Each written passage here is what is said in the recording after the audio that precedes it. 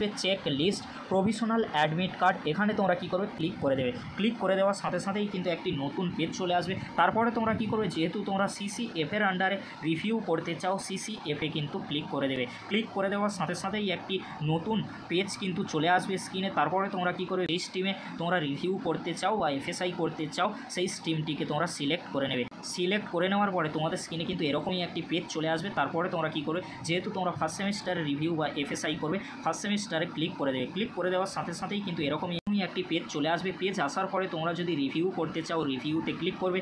FSI করার জন্য তোমরা কী করবে, পঞ্চম যে অপশানটি রয়েছে অর্থাৎ 5 নম্বর অপশানটি রয়েছে এফএসআই করার জন্য, ওখানে ক্লিক করে দেবে। রিভিউ যদি তোমরা করো তাহলে রিভিউতে ক্লিক করে দেবে।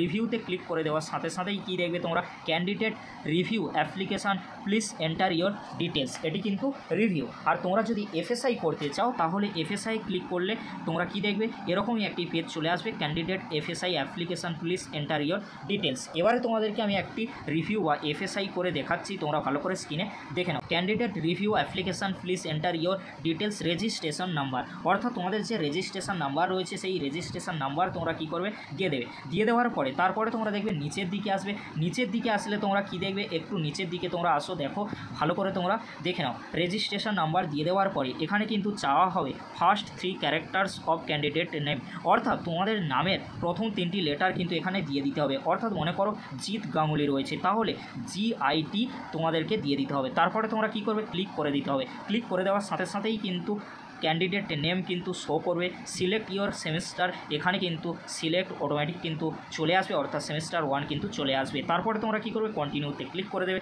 ক্লিক করে দেওয়ার সাথে সাথেই কিন্তু এখানে সমস্ত ডিটেলস কিন্তু চলে আসবে, নাম থেকে সমস্ত কিছুই কিন্তু এখানে রয়েছে। এগুলি দেখার কোনো বিষয় নেই, তোমরা একেবারে কী করবে, নিচের দিকে চলে আসবে। নিচের দিকে আসলে তোমরা দেখবে অ্যাপ্লিকেবল সাবজেক্ট বা কোর্স লিস্ট কিন্তু রয়েছে, অর্থাৎ এখানে তোমরা কি দেখবে, please choose the subjects or course for review by checking the check box beside each subject বা কোর্স।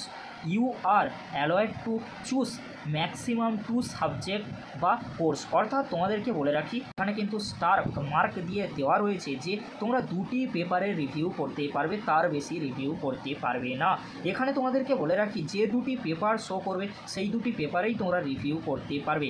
রিভিউ করার জন্য তোমাদেরকে কী করতে হবে, তোমরা যে পেপারে রিভিউ করতে চাও সর্বোচ্চ 2টি পেপারে তো করতে পারবে, বাট তোমরা যদি একটি পেপারে রিভিউ করতে চাও, রিভিউ করার জন্য চেক বক্সে টিক দিয়ে দেবে। তারপরে তোমরা কী করবে, সাবমিট বাটনে ক্লিক করে দেবে। সাবমিট বাটনে ক্লিক করে দেওয়ার সাথে সাথেই একটা কনফার্মেশান কিন্তু চাওয়া হবে, আর কনফার্মেশানে ক্লিক করে দিলে কি হবে, একেবারেই কিন্তু তোমাদের রিভিউর কাজ সম্পূর্ণ হয়ে যাবে।